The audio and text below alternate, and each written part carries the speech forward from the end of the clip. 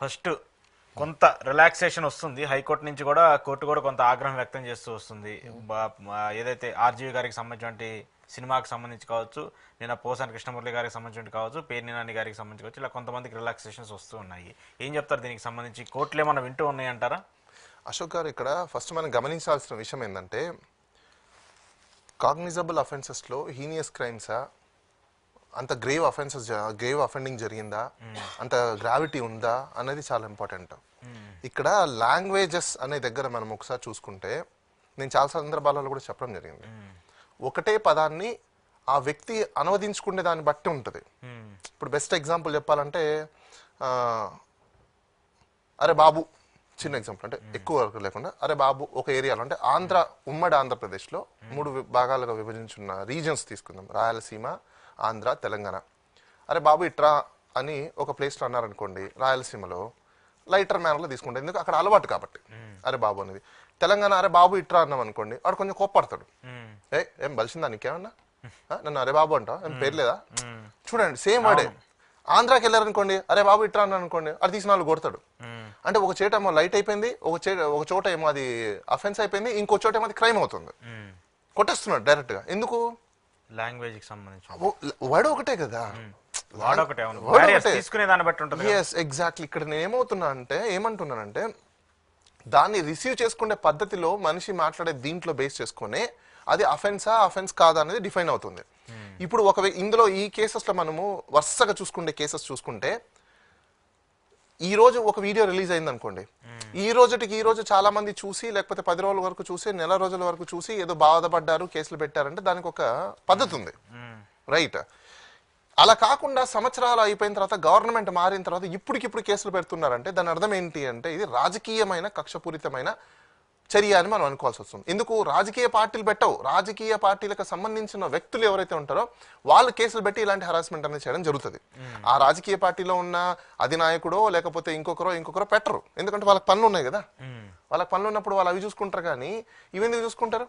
వాళ్ళ కార్యకర్తలు వాళ్ళకు ఒక టీం పెట్టుకుంటారు, దీనికి ఒక టీం కేటాయించుకుంటారు. అంటే వాళ్ళ పొలిటికల్ పార్టీలలో ఒక టీం ఉంటుంది, ఆ టీం గవర్నమెంట్ లో కూడా వీళ్ళు ఒక టీంని తయారు చేసుకుని ఏ వ్యక్తుల్ని ఎక్కడ ఎవరి దగ్గర కేసులు పెట్టించాలి, ఎలా చేయించాలి, ఏంటని చెప్పేసి అని అక్కడ ఉన్న లోకల్ పోలీస్ వాళ్ళకి వీళ్ళే ఇంటిమేషన్ ఇస్తారు, వీళ్ళే అక్కడికి పంపిస్తారు, డ్రాఫ్టింగ్ వీళ్ళే చేస్తారు, మొత్తం దానికి సంబంధించిన కంప్లైంట్ అంతా వీళ్ళే రాసి పంపిస్తారు అనమాట. వీళ్ళ పని అదే ఇప్పుడు జరుగుతున్నది. అది ప్రస్తుతం గవర్నమెంట్ ఏం జరుగుతుందా అంటే, ఈ కేసుల గురించే రిటైర్డ్ అయిపోయిన ఆఫీసర్లను కొంతమందిని పెట్టుకొని ఎలా కంప్లైంట్లు రాయాలి, ఆ వీడియో లింక్లు ఏంటి, ఇవన్నీ తీసుకొని కూర్చుంటున్నారు. అదేంటి, ఒక చోట ఆల్రెడీ కంప్లైంట్ అయిపోయిన తర్వాత సబ్సిక్వెంట్ గా మళ్ళీ కంప్లైంట్ చేసుకుంటూ పోతున్నారు.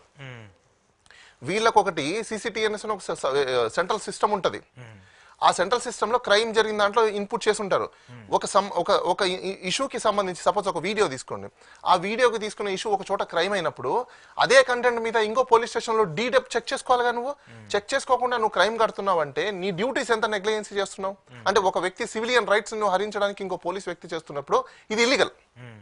దీన్ని ప్రాపర్ గా కానీ తీసుకుని పోలీస్ కంప్లైంట్ అథారిటీకి కంప్లైంట్లు ఇచ్చి వీళ్ళ మీద ఇలాంటి నెంబర్ ఆఫ్ ఎఫ్ఐఆర్స్ మాత్రం కడితే వాళ్ళ మీద కూడా యాక్షన్ తీసుకోవచ్చు అని చెప్పేసి ఎవరైనా యాక్ట్ చేయాలి. కానీ అది ఎవరు చేయట్లేదు. కాబట్టి ఈ మధ్యకాలంలో మనకి ఏమైపోయాయి, ఇలా సోషల్ మీడియాలో వచ్చే కథనాల మీద, సోషల్ మీడియాలో మాట్లాడే మాటల మీద ఇట్లా 2 రకాలు ఉన్నాయి. వాళ్ళు మాట్లాడుతున్నారా, మాట్లాడే విధంగా ప్రేరేపిస్తున్నారా అనేది కూడా ఇంపార్టెంటే. కానీ ఇప్పుడు వీళ్ళు మాట్లాడేది ప్రేరేపించారు కాబట్టి నేను మాట్లాడాను అని అనుకోండి, అది కేసు అవ్వదు, కానీ కేసు కడతారు, డిఫెన్స్ లో పోతుంది. ఇప్పుడు అవన్నీ కోర్టు అబ్జర్వేషన్ చేస్తుంది కదా ఖచ్చితంగా.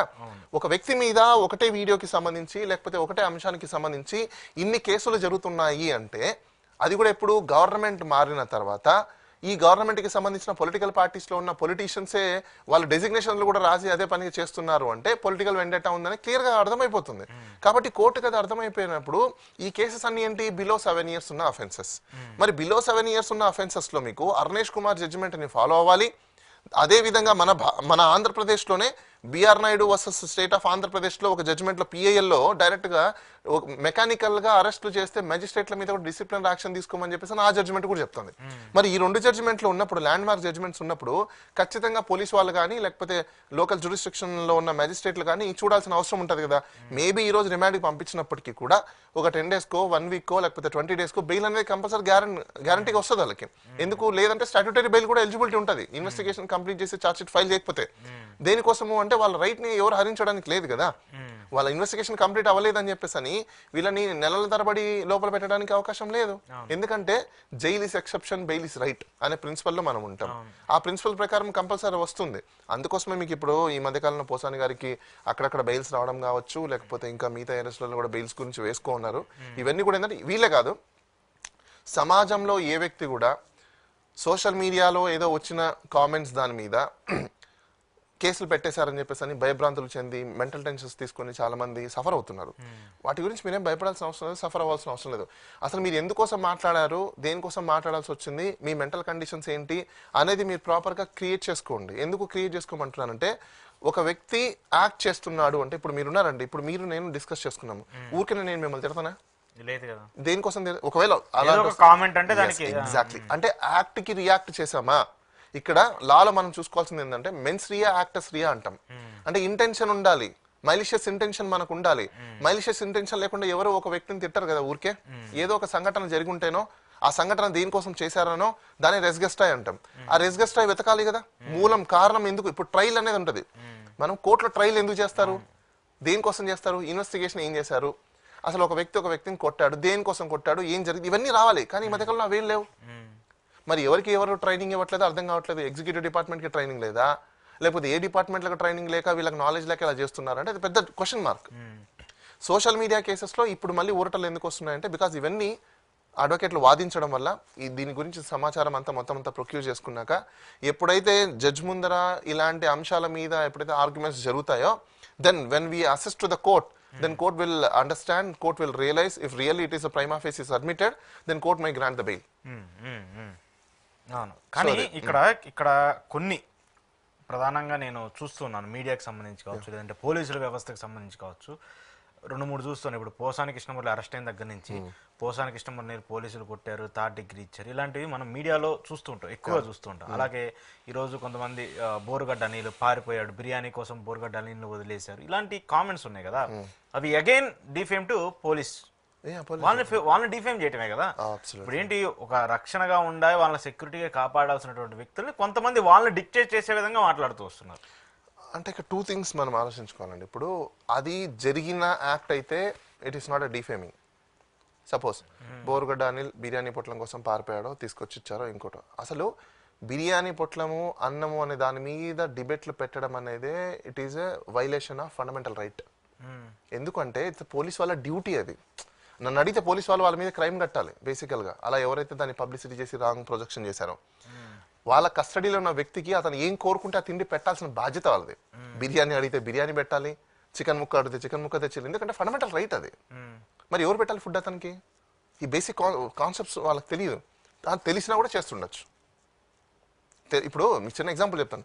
విఐపీలు చాలా మంది అరెస్టులు జరిగితే ఇంటి నుంచి ఫుడ్ పంపించండి, అదేంటి 5 స్టార్ హోటల్ నుంచి కుష్కాలు పంపించండి అని పెట్టుకోవట్లేదా వీళ్ళు? డైరెక్ట్ గా కోర్టులో పర్మిషన్ తీసుకొని చేసుకుంటున్నారు కదా. మరి అది అఫెన్స్ ఎలా అవుతుంది, అది ఇల్లీగల్ ఎలా అవుతుంది? అంటే వీళ్ళకి తెలియక కాదు, తెలిసి కూడా ప్రజల్ని రాంగ్ ఇన్ఫర్మేషన్, మిస్ఇన్ఫర్మేషన్ ని స్ప్రెడ్ చేయడం. అలాంటి ఛానళ్ళ మీద జనరల్ ఏం చేయాలి, బ్రాడ్కాస్టింగ్ ఇన్ఫర్మేషన్ వాళ్ళకి కంప్లైంట్ పెట్టాలి. అంటే కానీ పోలీసులను డిక్టేట్ చేసే విధంగా కొంతమందిని చేస్తున్నారు కదా పోలీసులు, డైరెక్ట్ గా వాళ్ళని అలిగేట్ చేసే విధంగా, they are representing one party, they are representing other party అని ఇలా చేస్తున్నారు కదా. That is also related to crime. ఆ క్రైమే అండి. ఎందుకంటే ఇప్పుడు ఆ పర్సన్ మీద ఎవరి మీద అయితే అలిగేషన్స్ వచ్చాయో ఆ పర్సన్ వాళ్ళ మీద కంప్లైంట్ పెట్టచ్చు. ఎందుకంటే ప్రూవ్ చేయాలి కదా. ఇప్పుడు ఆ పార్టీ అనే దానికి ప్రూవ్ చేయాలి. తను ప్రూవ్ చేయకుండా ఆ పార్టీ మీద చెందారని చెప్పేసి చెప్పడానికి లేదంటే that is nothing but and false information spreading in the society. ఆ ఫాల్స్ ఇన్ఫర్మేషన్ స్ప్రెడింగ్ చేసినప్పుడు ఖచ్చితంగా క్రైమ్ కట్టచ్చు, ఏ ఆఫీసర్ మీద అయితే పడుతుందో. కాకపోతే ఇక్కడ ఏమైపోతుందో ఇదంతా పొలిటికల్ వెండేటా. ఇప్పుడు కొన్ని పొలిటికల్ పార్టీస్లకి కొంతమంది సపోర్ట్ చేయడం, అంటే కొంతమంది ఆఫీసర్ ఫేవర్ గా పనిచేయడం. అంటే ఇక్కడ ఏమైపోతుంది, ఆఫీసర్ కొంచెం ఫేవర్ గా పనిచేస్తే వాళ్ళకి పూసేస్తుంది.